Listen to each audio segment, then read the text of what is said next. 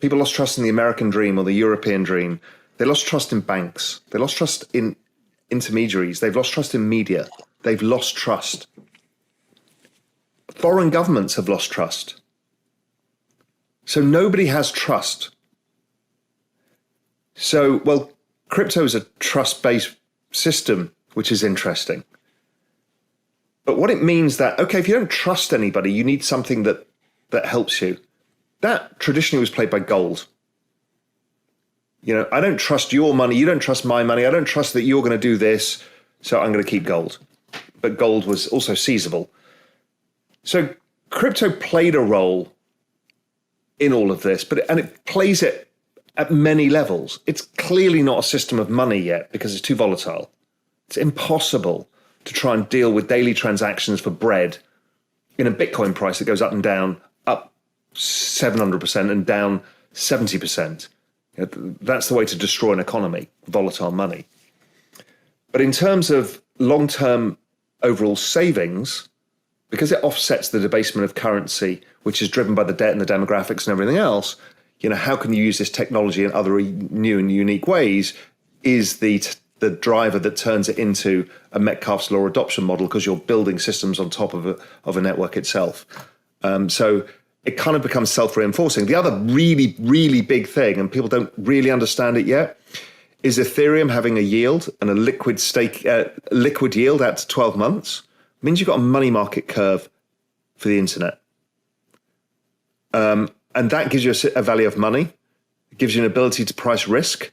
You know, what is a yield on a CeFi platform, risk adjusted versus ETH pure staking? You know, it's very interesting because you're creating, I think ETH is actually almost a complete global digital economy right now, which is very interesting to me. And I'm going to be writing a piece on this as well about how in front of our eyes, we've actually built a whole new economy. I haven't really realized it. We kind of see bits of it. This is the largest disinflationary shock the world will ever have.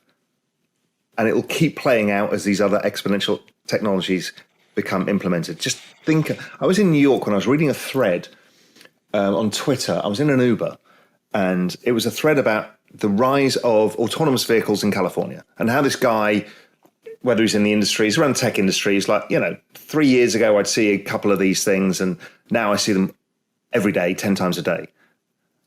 And I looked around me in New York City, and every car was an Uber, a taxi, a bus driver. And you're like, oh my God, AI, all of this stuff together is the biggest disinflationary shock the world will ever face.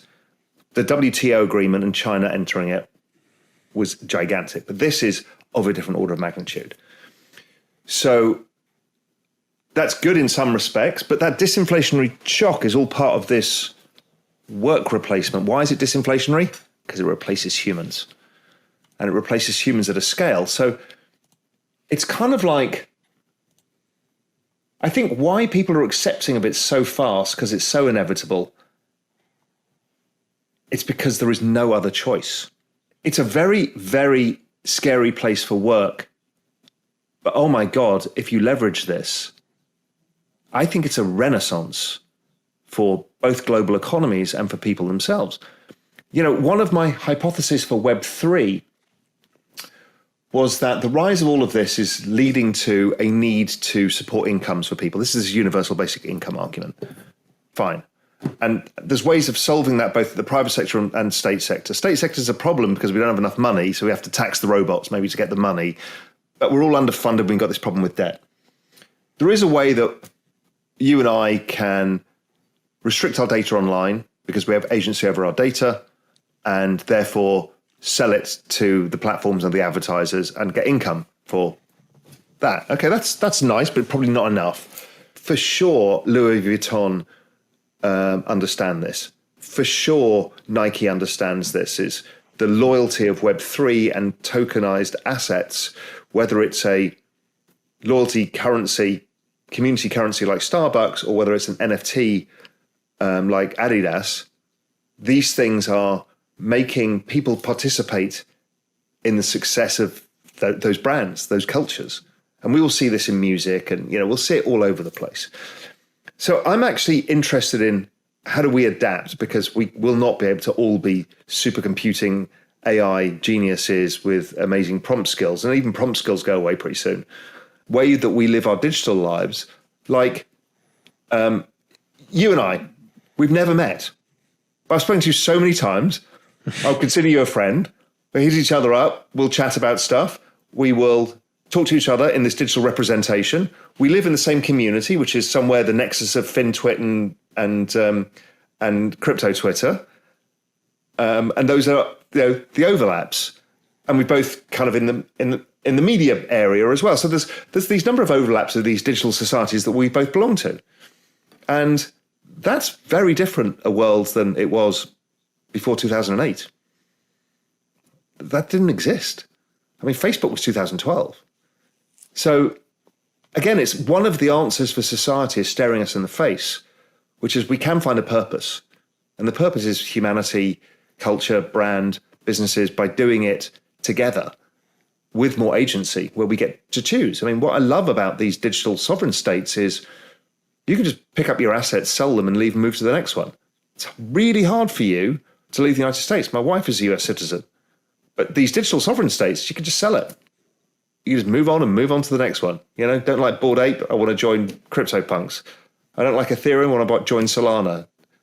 I don't like, I like Bitcoin, I want to just own Bitcoin. It's becomes very, very, very interesting. So I think there's a solve there. So let's go to the broader one, which is society itself. Society is going to struggle with the exponential age, not just AI.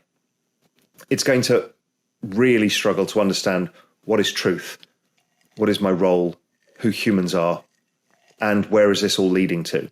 Because if you put unlimited energy at a low price, virtually zero, you add AI, robotics, and all of this stuff, you add networks from space outside of sovereign control, which is what's happening. I mean, people don't really understand space is a non-sovereign place of which there is a massive commercialization going on a scale most people don't understand.